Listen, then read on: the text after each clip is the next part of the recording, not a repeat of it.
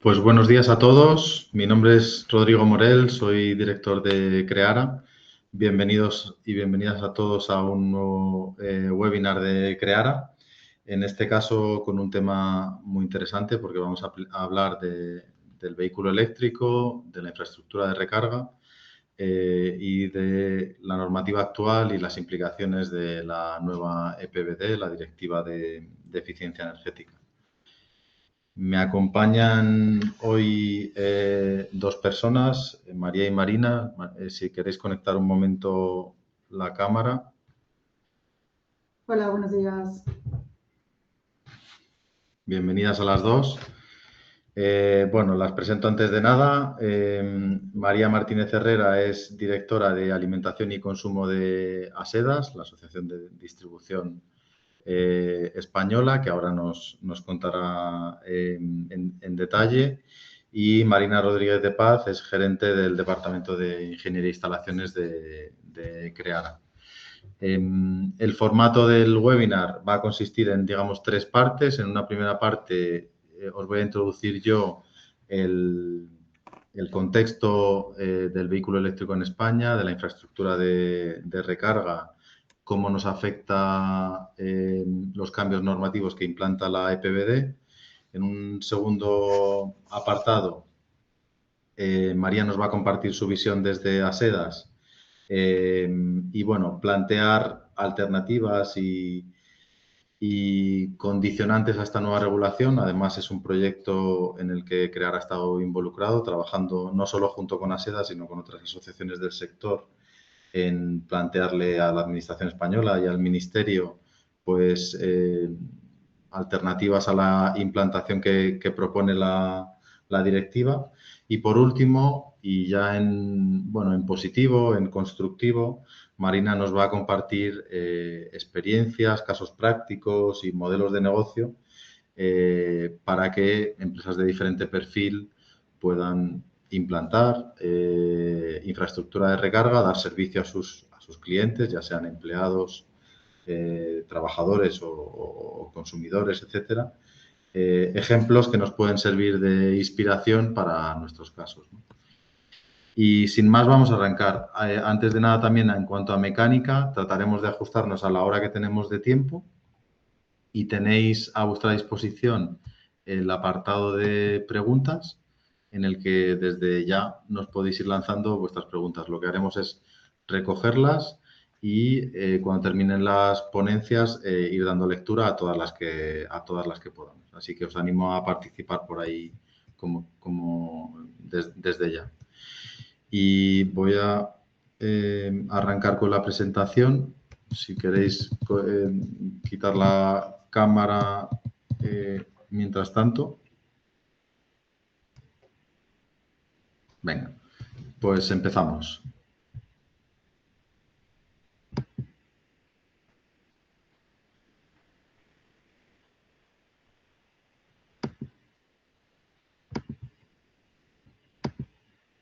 Vale, se ve bien, ¿no? Venga, pues arrancamos un poquito con la introducción, como os decía, sobre el estado del vehículo eléctrico en España. Bueno, si miramos a nivel de cuota global, la implantación del vehículo eléctrico todavía estaría en un entorno de un 13% en 2025. Es verdad que 2026 los primeros meses están dando ya en torno a un 20%. Ha entrado mucho nuevo producto, mucho nuevo vehículo, fundamentalmente de China, que está consiguiendo capturar bastante mercado.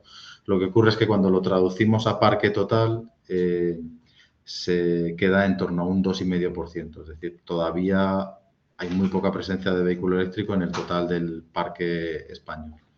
Si hablamos desde la perspectiva de la infraestructura, pues sí que debemos decir que está en crecimiento, que el ratio español en cuanto a puntos de recarga por 1.000 vehículos eléctricos es sorprendentemente superior a algunos de los países nórdicos, como veis ahí el caso de Dinamarca o Suecia, aunque todavía inferior al promedio europeo y, por ejemplo, países como Países Bajos nos sacan mucha diferencia. Si hablamos en cuanto a potencia instalada por vehículo eléctrico, hay una normativa europea que es la regulación de combustibles alternativos, AFIR, En general, España está razonablemente bien. Si el target son 700 megavatios acumulados, España estaría 2,6 veces por encima. Es decir, que no podemos decir que estemos mal en cuanto a infraestructura.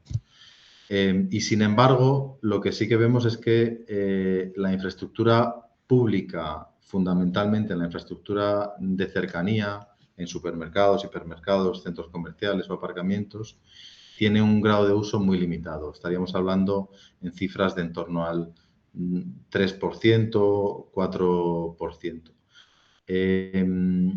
Fundamentalmente, si nos preguntamos por qué este uso tan limitado, se debe a motivos de comodidad, es decir, en el momento en que uno implanta infraestructura de recarga en su domicilio, este es el punto en el que yo me voy a habituar a hacer las recargas y por otro lado de economía. Si además estas recargas en casa ya son a un precio razonablemente atractivo, salvo que me encuentre una alternativa prácticamente gratuita, no lo voy a hacer. Y ahondando en esta discusión, digamos, lo que hemos visto cuando hemos analizado, como os decía, los trabajos que hemos realizado para otros clientes o en concreto para las diferentes asociaciones con las que hemos trabajado relacionadas con la EPBD, vemos que diferentes establecimientos, el usuario promedio pasa una serie de minutos. Ahí vemos en la tabla, veis, en un supermercado en promedio estamos cualquiera de nosotros 38 minutos en promedio, mientras que, por ejemplo, cuando acudes a la universidad, pues estás 450 minutos, más de 7 horas allí metido. O hospitalario, etcétera. Hay diferentes tiempos en los que estamos en cada sitio. Si ahí yo me encuentro un aparcamiento donde puedo recargar mi vehículo, podría hacer uso de él. Pero claro, en nuestra cabeza vamos a hacer mayor o menor uso de ese punto de recarga en función de la utilidad que percibimos. En esa tabla lo que hicimos es un ejercicio donde, tomando como ejemplo un vehículo eléctrico con una batería de 60 kilovatios, que sería un utilitario, que se comercializa con un rango de autonomía de en torno a 400 kilómetros. En función del tipo de punto de recarga, lo podéis ver arriba en la parte azul y de la potencia que tenga, qué porcentaje de batería yo me puedo llevar a mi casa recargada, ¿no? Entonces, lo que vemos es que con potencias de puntos de recarga bajas, una potencia en alterna de 7,3 kilovatios, que es algo que te puedes encontrar en muchos establecimientos a día de hoy, en determinados establecimientos no voy a llegar a cubrir ni siquiera el 25% de esa batería.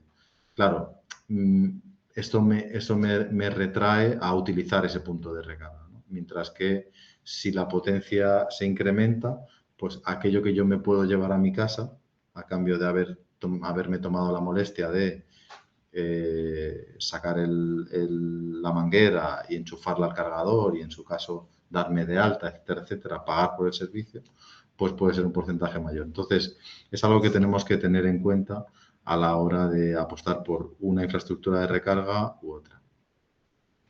Si entramos en el marco normativo, bueno, básicamente a día de hoy nos regulamos por tres paquetes normativos relacionados con la infraestructura de recarga. En cuanto a dotaciones mínimas en aparcamientos, nos guiamos por un lado por el Real Decreto 21/2021, que es el que introdujo los volúmenes de puntos de recarga necesarios en función del número de plazas. A partir de 20 plazas ya se debe contar con un punto y a partir de ahí, por cada 40 plazas adicionales, un punto extra. Pero a su vez, una de las últimas actualizaciones del Código Técnico de la Edificación de 2022 introdujo ya especificaciones para nuevos edificios, ampliaciones o reformas en cuanto a porcentaje de canalizaciones a incorporar y también puntos de recarga por plazas de aparcamiento. Es decir, ya había un Real Decreto que cubría todo edificio existente, fundamentalmente los no residenciales, pero el código técnico incorporó exigencias para los nuevos y las reformas. También hay una normativa de gestión de puntos de recarga, que es el Real Decreto 184/22, que incorpora normativas sobre la prestación de servicios de recarga, la posibilidad de refacturar energía que proceda de puntos de recarga, simplifica procesos, le da seguridad al usuario, etcétera. Y por último, en cuanto a especificaciones técnicas para puntos de recarga, tenemos la ITC BT52, la instrucción técnica, que es la que dice cómo debe ser un punto de recarga, protecciones eléctricas, etcétera, etcétera. Si entramos en la directiva, como hemos comentado, en 2024 se aprobó la nueva EPBD, la Directiva de Eficiencia Energética en Edificios, que lo que pretende, sobre todo, marca unos horizontes a primero 2030 y posteriormente 2050, donde pretende que los edificios no solo sean de consumo cero, sino que sean un poco el centro de la descarbonización y de la eficiencia energética. Y en concreto hoy vamos a hablar del artículo 14, que es el que establece una serie de obligaciones en materia de despliegue de puntos de recarga en edificios nuevos y existentes. Aquí luego entrará además María un poco en el detalle. Estamos en pleno proceso de transposición. Había unos deadlines para que los diferentes países miembros incorporaran a su normativa nacional la EPBD. De hecho, estamos ya fuera de plazo porque en teoría se tenía que haber traspuesto como fecha tope el 29 de mayo y pues el Ministerio y en general la Administración pues está ultimando lo que deberá ser esa transposición. Me quedo sobre todo con la parte de la derecha. En los documentos de apoyo que incorpora la EPBD, lo que dice es que a la hora de transponerlo se tienen que tener en cuenta 4 principios clave, que son la proporcionalidad, la necesidad, la eficacia y una evaluación coste-beneficio. Todo esto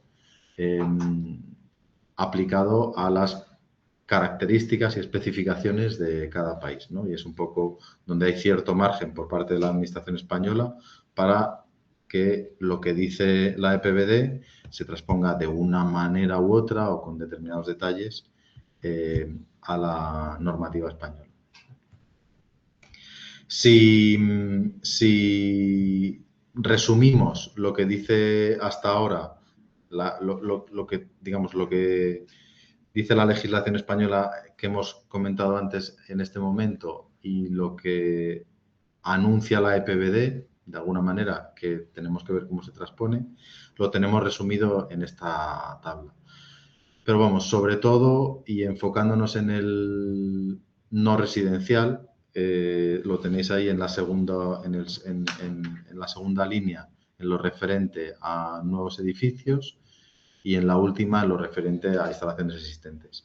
En cuanto a nueva edificación, las diferencias a día de hoy son muy cuantiosas porque pasamos de un punto por cada 40 plazas a un punto por cada 5 y de tener que incorporar en un 20% de plazas una preinstalación a esto elevado a un 50, es decir, una de cada 2 plazas con existencia de canalizaciones para el resto. Es decir, es demasiado exigente para los niveles de uso que estamos viendo y lo que vemos es que esto puede ser contraproducente. Entonces, toca esperar, pero sobre todo, bueno, sí que es un mensaje de cierta alerta porque esto puede obligar a cambios sustanciales, ¿no? Y por mi parte lo voy a dejar aquí. Voy a cederle el control a María.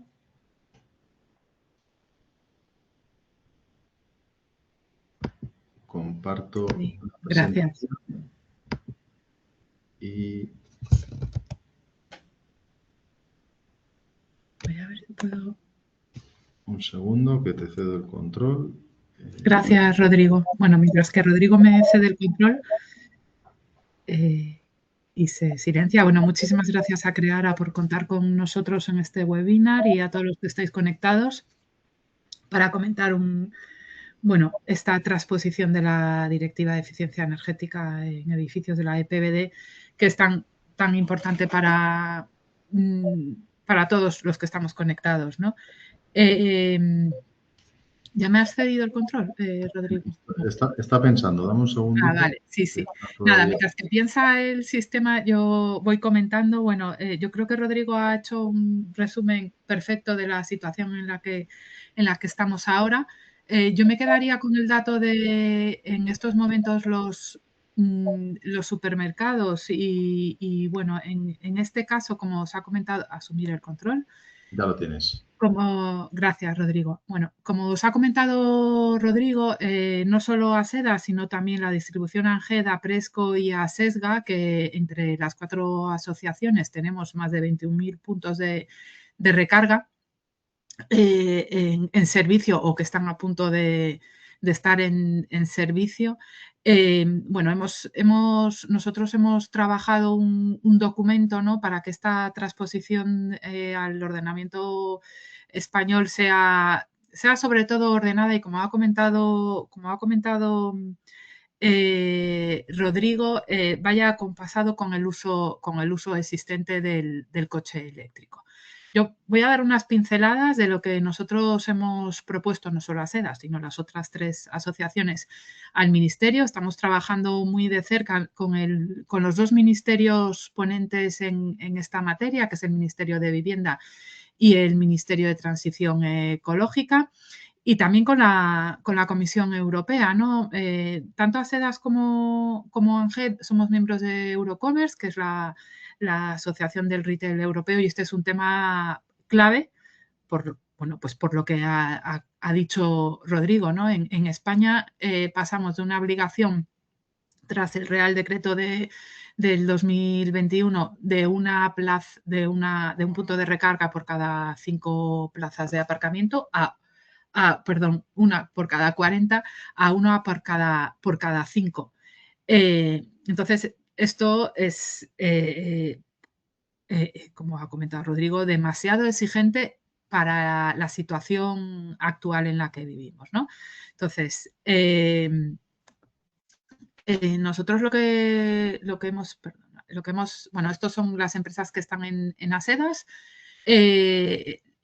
Una característica fundamental, ¿no?, de estas compañías es que el parking que tenemos es de servicio al consumidor. Yo creo que la operativa principal es vender alimentación. Un porcentaje muy elevado de los consumidores viene andando a hacer la compra, o sea, el parking es para esa compra que llamamos nosotros de carga. Y luego, no todos los establecimientos tienen parking. En ASEDAS hay más de 19.000 puntos de venta, de los que alrededor menos de 10.000 tienen parking.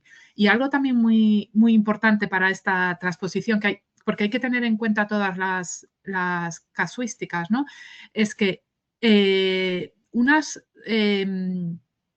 el vehículo eléctrico está más implantado en algunas zonas de España que en otras. Entonces, tenemos que contar que hay más desarrollo en grandes urbes como Madrid, Barcelona, Valencia o Zaragoza, pero luego todas estas empresas tienen también puntos de venta con parking en lugares donde el coche eléctrico no tiene tanta implantación, ¿no? Y que los parkings son muy necesarios, porque estamos hablando a lo mejor lo que se llamaba antiguamente cabecera de comarca, ¿no?, en un municipio de 20.000 habitantes en Castilla-La Mancha, que acuden a ese supermercado, bueno, pues personas de poblaciones de alrededor que tienen vehículo, pero que a lo mejor no tienen vehículo eléctrico, ¿no? Entonces, esto es otra característica más, aparte de las que ha comentado Rodrigo, que influyen en esta transposición, ¿no?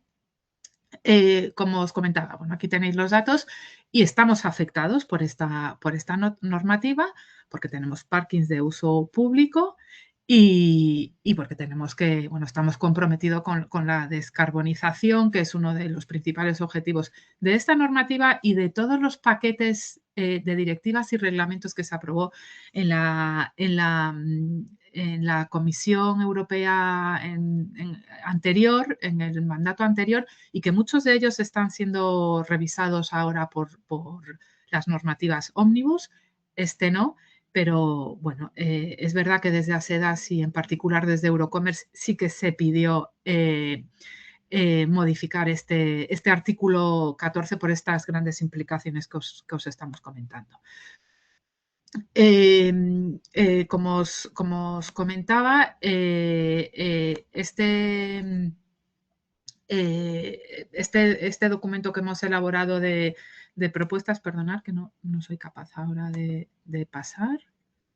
A ver, un momento. Bueno, lo hemos hecho estas 4 asociaciones. A ver, un momento que aquí tenía el dato clave, que es, aquí está. Bueno, hemos hecho 6 consideraciones a los ministerios, que ya se lo hemos hecho llegar hace, bueno, casi 2 meses.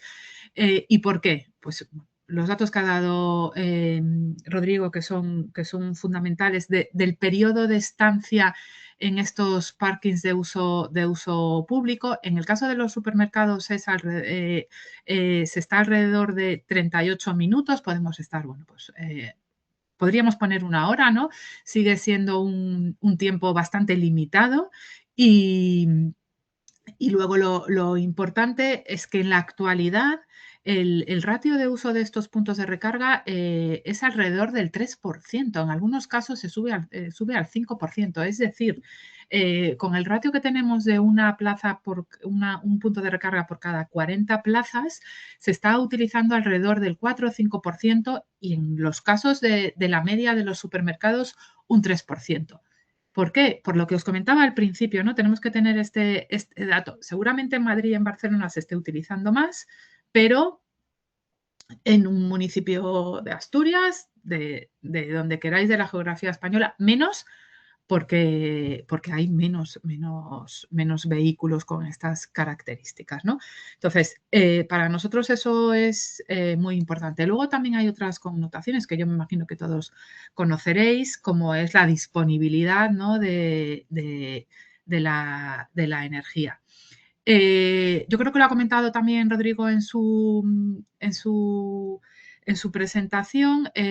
Para nosotros lo más importante y que se ha incluido en la guía de aplicación de la EPBD, porque ese artículo 14, si vamos a la parte política, bueno, pensamos que se cerró demasiado pronto, pero después han hecho una guía de aplicación para ese mismo artículo 14, donde, bueno, en líneas generales, ¿no? Se habla de proporcionalidad, de necesidad de eficacia y de evaluación de los potenciales costes. Pues aquí estamos, ¿no? En esa necesidad de evaluar los costes para que el CAPEX de las empresas no se vaya a algo que no tenga un retorno eficaz. Y esa es la grandísima preocupación, tanto de las empresas de supermercados como aquellos partners que tienen ellos, ¿no? Para realizar esta explotación de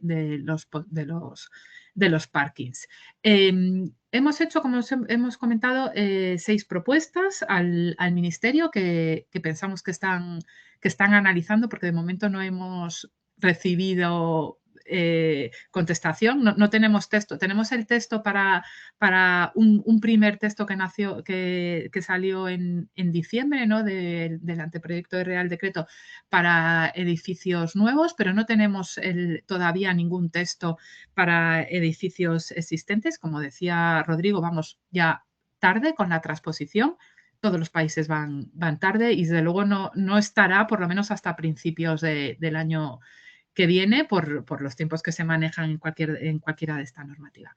6 propuestas. La primera, la obligación de instalar de un punto de retorno debe definirse en términos de potencia total equivalente. Luego, yo me imagino que Marina y Rodrigo nos comentarán algo más y si no, en vuestras preguntas, diferenciando por tipología de edificio y porcentaje de uso real de los puntos de retorno actuales. Ya lo hemos comentado. En la propuesta 2 se debe priorizar la reserva de espacio y capacidad en el cuadro eléctrico y no la instalación del precableado, aunque también se cuenta con ese precableado. Pero lo importante es qué capacidad tienen los supermercados, ¿no?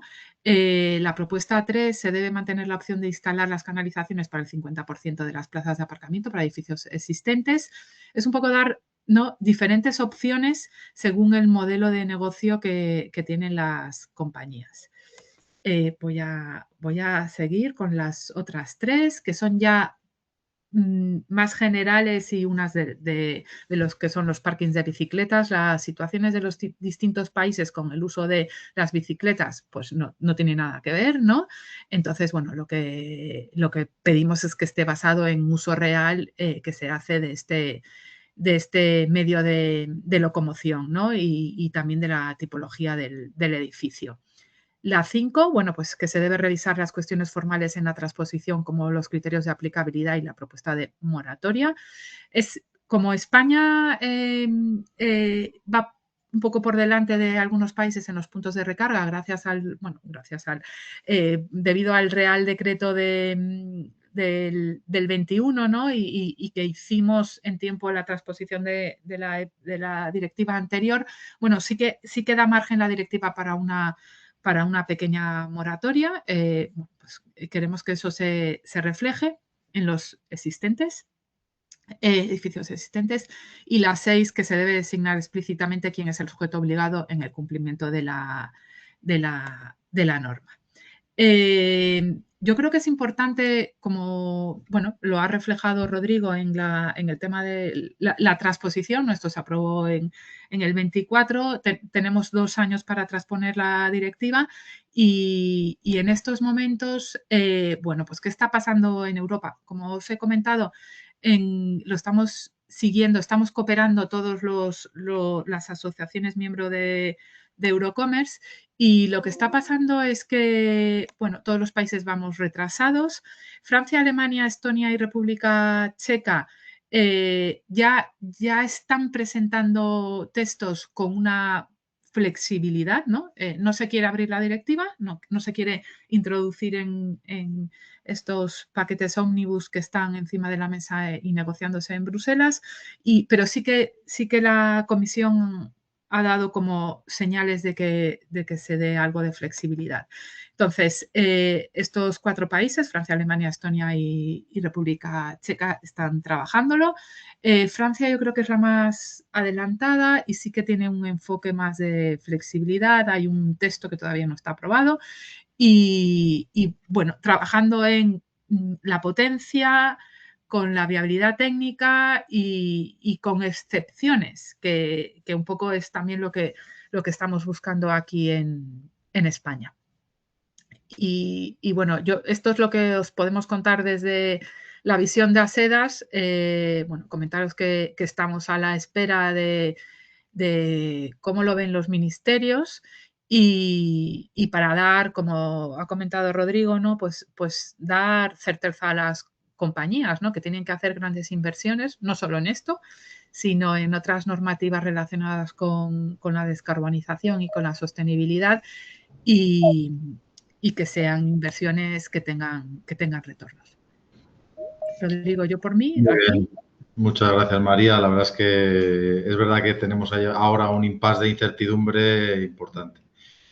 Pero bueno, ojalá que aquí ya nos han marcado una línea y lo que tendremos es que tratar de empujar todos a que esa línea sea razonable y de sentido común.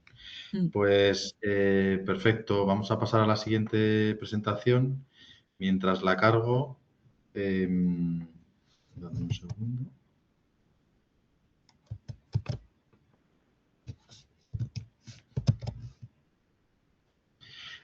Os animo a que nos mandéis preguntas, ya nos están llegando la verdad que bastantes. Compartir.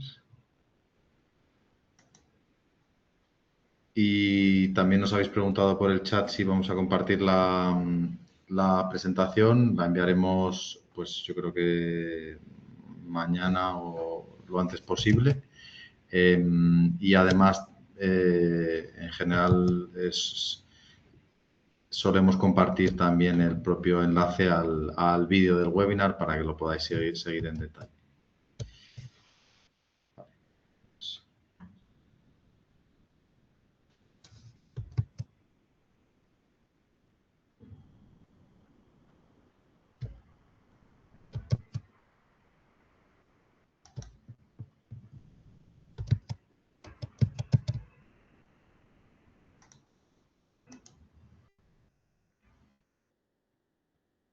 Un segundito que ya se carga.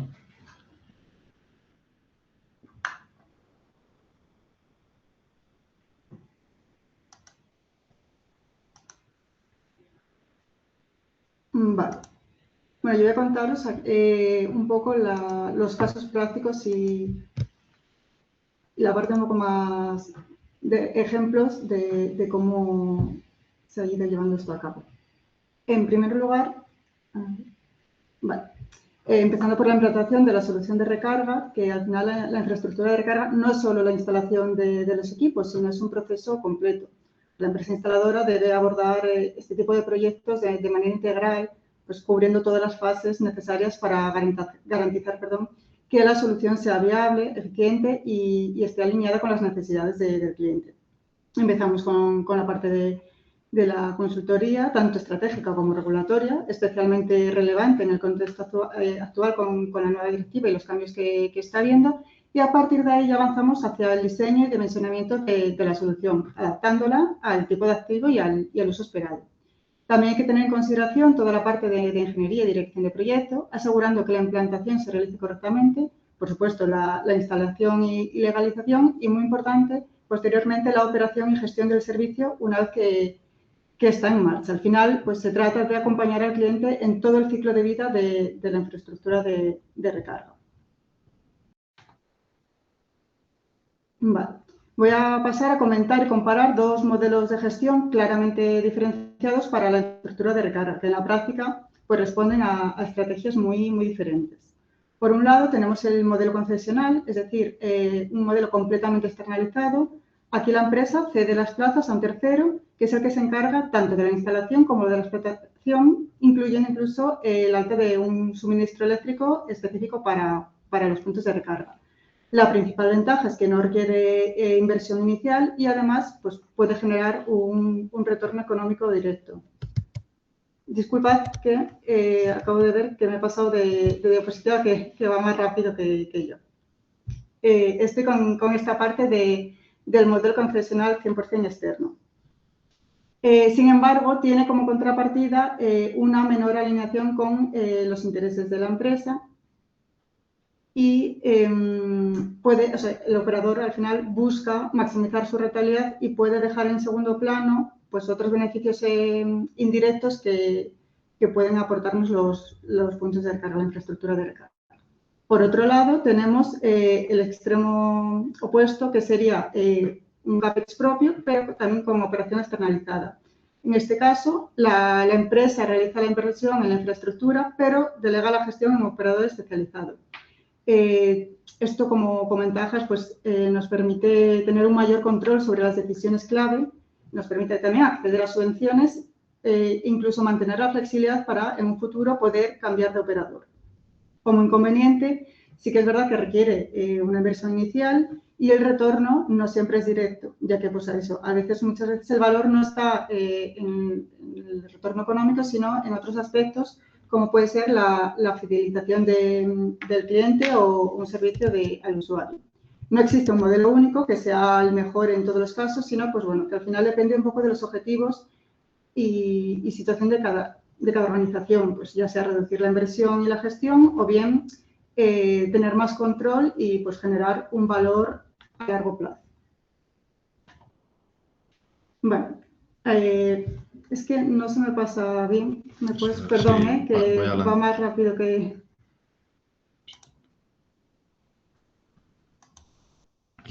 Vale. Aquí en esta parte queremos profundizar un poco más en los retos que puede suponer el modelo concesional que antes veíamos, que es el que es 100% externalizado. Muchas empresas, especialmente sectores como retail, hoteles, supermercados, en su momento apostaron, especialmente en las primeras fases de despliegue, por este sistema que eliminaba la necesidad de inversión inicial.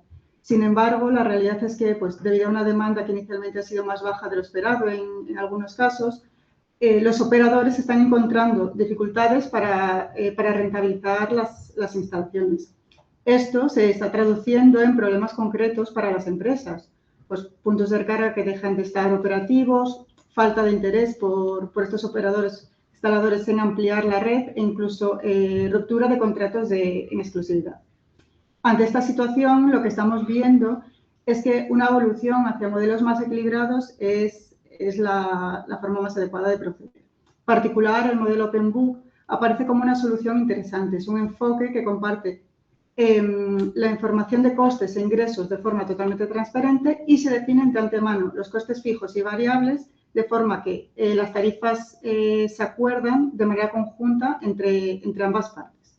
Además, se monitoriza de forma continua el comportamiento económico del servicio y si existe algún gap para alcanzar el equilibrio, pues la empresa puede asumirlo de forma controlada. En definitiva, se pasa de un modelo donde todo el riesgo lo asume el operador a un modelo más colaborativo donde se alinean un poco más los intereses de ambas partes y se asegura la sostenibilidad del servicio. Vale. En esta diapositiva vamos a ver un ejemplo de una empresa que combina dos modelos de gestión dentro de una misma instalación, adaptados a diferentes usos. En una primera fase, más orientada a una flota interna, el cliente, en este caso Amadeus, realizó la instalación de una serie de puntos de recarga bajo su propio CUPS. Actualmente esta zona cuenta con 33 tomas, originalmente eran menos y ha ido ampliando, y la inversión inicial la realizó completamente el cliente.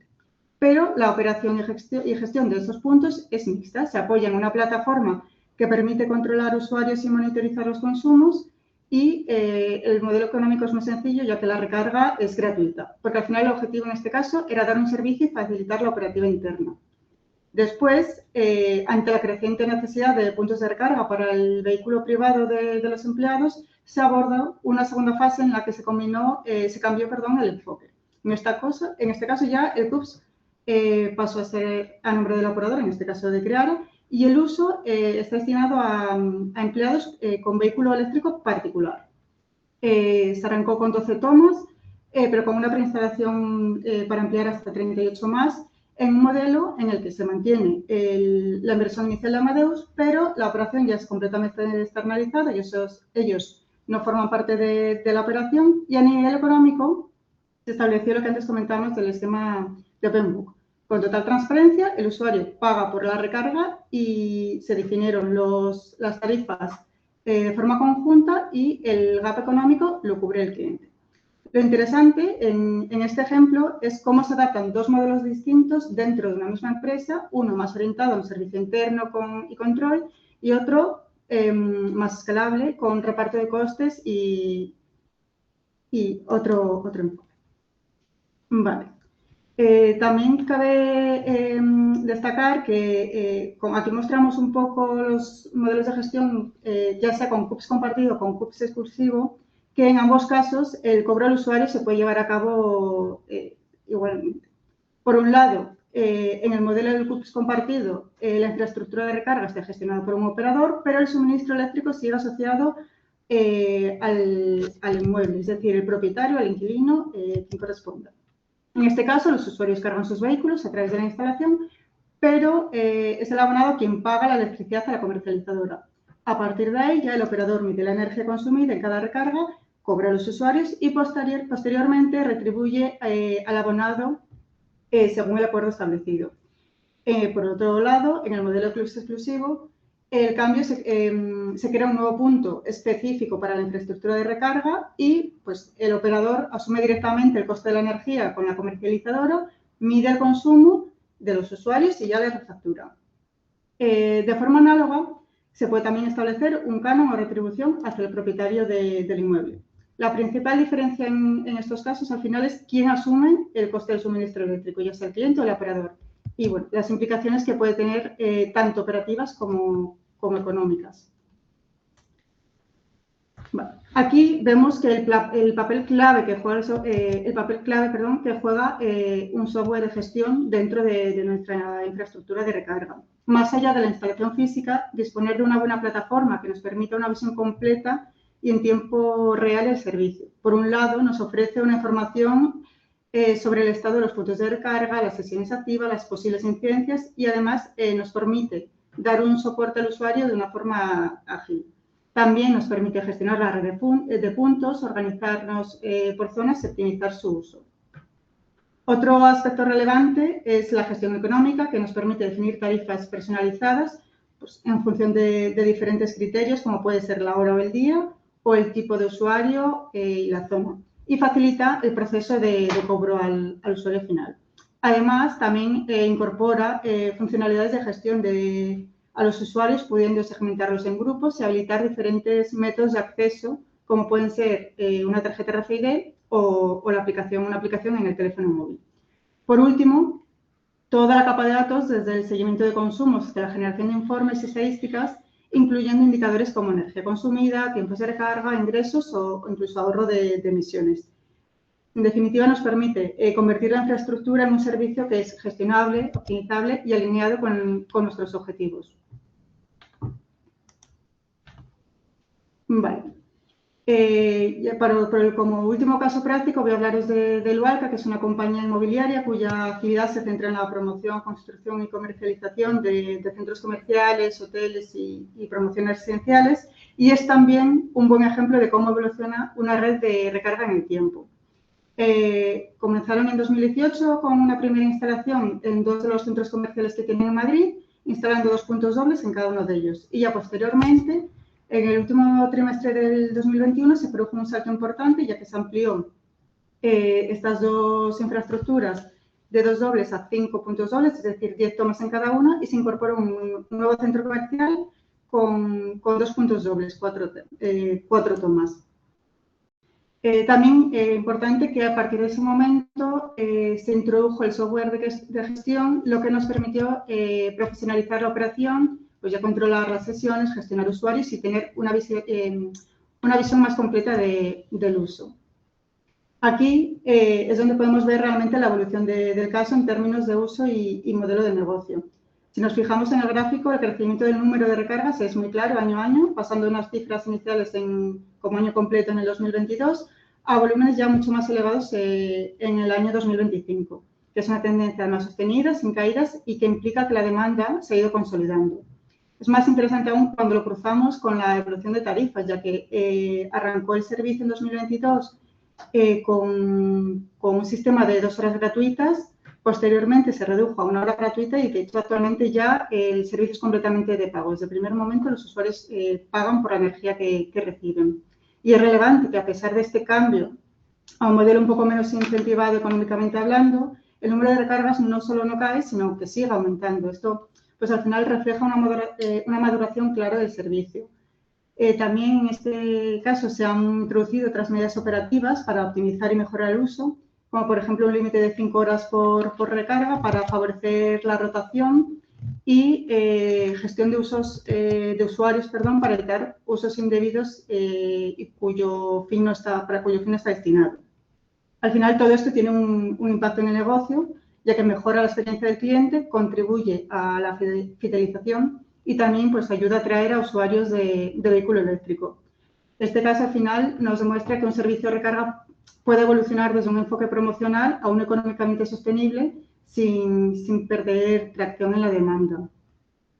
Ahora voy a dar paso de nuevo a Rodrigo, que nos va a comentar un poco las conclusiones de este webinar.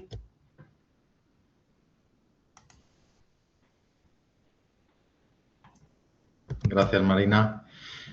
Vamos en tiempo, así que nada, resumimos un poco las claves y tenemos unos minutillos de preguntas.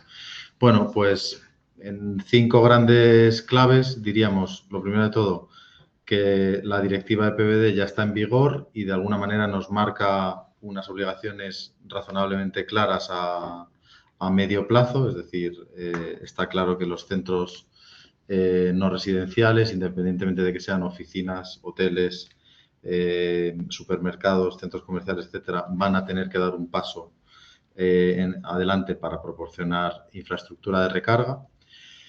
El segundo punto sería que es verdad que en el corto plazo vivimos un momento de incertidumbre, no está 100% traspuesta, no está traspuesta.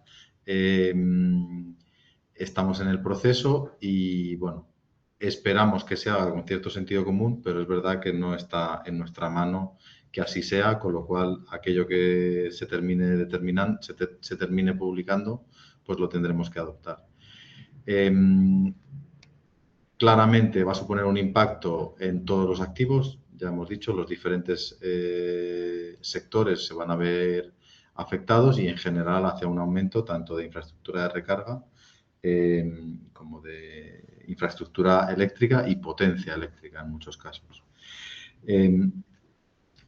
Como siempre, hay que tratar de hacer de la necesidad virtud o convertir las amenazas en oportunidades, ¿no? Entonces, tratar de definir qué estrategia queremos seguir y cómo podemos posicionarnos para que este nuevo requerimiento se convierta en una buena oportunidad para nosotros. Y por último, hemos visto unos cuantos ejemplos, casos reales y modelos de negocio que nos pueden de alguna manera inspirar a nuestro caso particular, que siempre será específico y que hay que tratarlo como tal, ¿no? Pero sí que es muy importante pensar en que ya hay una demanda, que esa demanda va a crecer probablemente más rápido de lo que esperamos y que tenemos que alinear, pues eso, el espacio del que disponemos, la normativa que nos va a aplicar, obviamente el interés por nuestro negocio y, por último, la satisfacción del cliente. Y nada, por mi parte, si podéis incorporaros, Marina y María. Sí. Tenemos bastantes preguntas, así que le vamos a ir dando lectura en estos últimos 10 minutos. Bueno, nos preguntan si se espera que la transposición de la directiva mantenga los plazos de adaptación de edificaciones existentes y cuáles son estos plazos. Yo entiendo que los plazos son los del Real Decreto del 21, ¿no? El 29-21. Sí, no, y hay, ahora no tengo la directiva aquí delante, pero sí es irnos al 27, creo, o sea, las obligaciones que había para el 26, pero es que ya vamos tarde en todo, es irse hasta el 27 en nuevos edificios, o 29, ahora no recuerdo muy bien, pero sí, lo estamos peleando, o sea, como he comentado, una de nuestras propuestas es que haya una moratoria para edificios existentes relacionada, como lo comentamos, con el uso existente ahora de los puntos de recarga. Entonces, bueno, estamos en ellos, que no tenemos texto de la transposición de esta parte de la directiva. Entonces, tendremos que conocer un texto, tendremos que hacer alegaciones, observaciones y hay un recorrido, es que mínimo son 6 meses. Entonces, ese es el objetivo. Vale. Nos preguntan por aquí también cómo tendríamos que abordarlo en una empresa de servicios con amplia flota que duerme en naves o en inmediaciones. Y, bueno, qué normativa nos aplica y cómo calcular. Claro, aquí pues, la normativa hasta ahora en España, el Real Decreto 29-21, separaba entre no residencial y residencial y la EPBD amplía un poco más, pero no mucho. Habla de oficinas, residencial, oficinas y resto no residencial. Pero es verdad que no hay especificaciones mucho más allá en función del tipo de establecimiento. En principio, yo creo que una nave industrial va a ser oficina, va a ser criterio oficina, no va a estar excluida y ahí le aplicará los márgenes que marca, que a día de hoy son un punto por cada 5, ¿no? No, para oficina sería un punto para cada 2. Un punto de cada 2. Que es muy ambicioso. Vale. Nos preguntan también... ¿podemos recargar con enchufe normal si podemos disponer de horas suficientes o debemos instalar puntos especiales? Bueno, esto entiendo que a nivel legal, en teoría, la propia instrucción técnica no permite en un espacio público el utilizar una conexión normal. Sí, una toma doméstica por un tema de seguridad, de seguridad, ¿no? De seguridad de la infraestructura. Bueno, dicen cuál es su compliance legal a nivel industrial. Hay que cumplir la normativa. Un punto de recarga lleva un proceso de legalización, debe pasar una OCA y, por tanto, una vez ejecutado, el punto se legaliza y pasa a formar parte de la infraestructura eléctrica. Así es. Hay muchos temas que abordar, no hemos tratado algunos temas que salen también en la directiva, por ejemplo, temas de seguridad antiincendios y demás. Va a haber normativa específica para los puntos de recarga en cuanto a temas de separación, ¿no? Barreras dentro de los aparcamientos y demás. Es un tema amplio y hoy hemos abordado algunos puntos en concreto. Nos preguntan otra vez si en los centros de trabajo aplican los mismos porcentajes de puntos de recarga. Sí, en principio es así, es oficinas, lo que separa la directiva es oficinas. Residencial y no residencial. Residencial y no residencial. Uh-huh. Nos preguntan, mira, este tema, ¿qué pasa con los seguros y los puntos de recarga por riesgo de incendios? Pues es un tema también importante. En principio, la propia directiva va a marcar algunas especificaciones. Aquí hay normativa incluso a nivel municipal, marcada un poco por bomberos, ¿no? De hasta qué planta -2, -3 puede haber puntos de recarga y también los seccionamientos de los aparcamientos para evitar incendios masivos. Y yo entiendo que los seguros pues van un poco a la par. Cuando identifican que puede haber un riesgo, pues exigen una serie de medidas para mitigar esos posibles riesgos.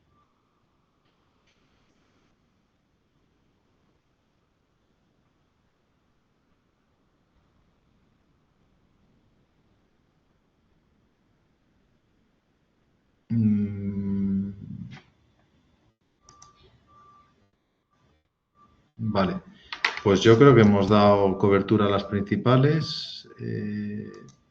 Bueno, si disponemos de alguna información sobre cuándo podría publicarse la transposición de la EPBD, ya lo hemos tratado.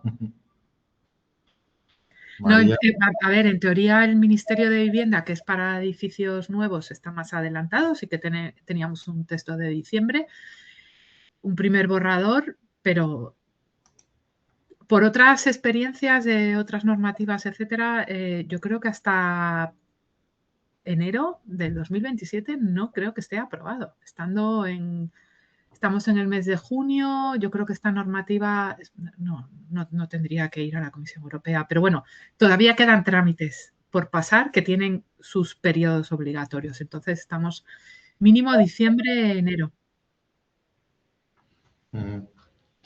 Nos preguntan, una fábrica que también tiene oficinas, ¿qué ratio le aplicaría? Y aproximadamente la mitad del personal trabaja en oficinas y la otra mitad en taller. Es que yo entiendo que no van a diferenciar hasta ese nivel de detalle, ¿no? Se va a considerar como una oficina y deberá cumplir esos criterios. Es verdad que si es almacén, no hay trabajadores, podría quedar exento. Claro. O sea, aquí al final yo creo que lo que intentan diferenciar es un centro de trabajo como oficinas de otros sitios no residenciales, como puede ser un supermercado, un centro comercial o otros establecimientos que la afluencia de personas es diferente. Claro, y siempre además se está cogiendo como criterio el número de plazas. Es decir, si es un almacén, lo lógico es que haya menos plazas porque no hay trabajadores ahí. Así es. Muy bien. Pues, a ver, diferencia entre plazas subterráneas y plazas exteriores. No hace diferencia. No hace diferencia la normativa, ¿no? La normativa en cuanto al ratio. Sí que la parte técnica, sí que hay ciertas diferencias en cuanto a potencia instalada y requerimientos de proyecto, pero bueno, en este caso no aplica. Vale.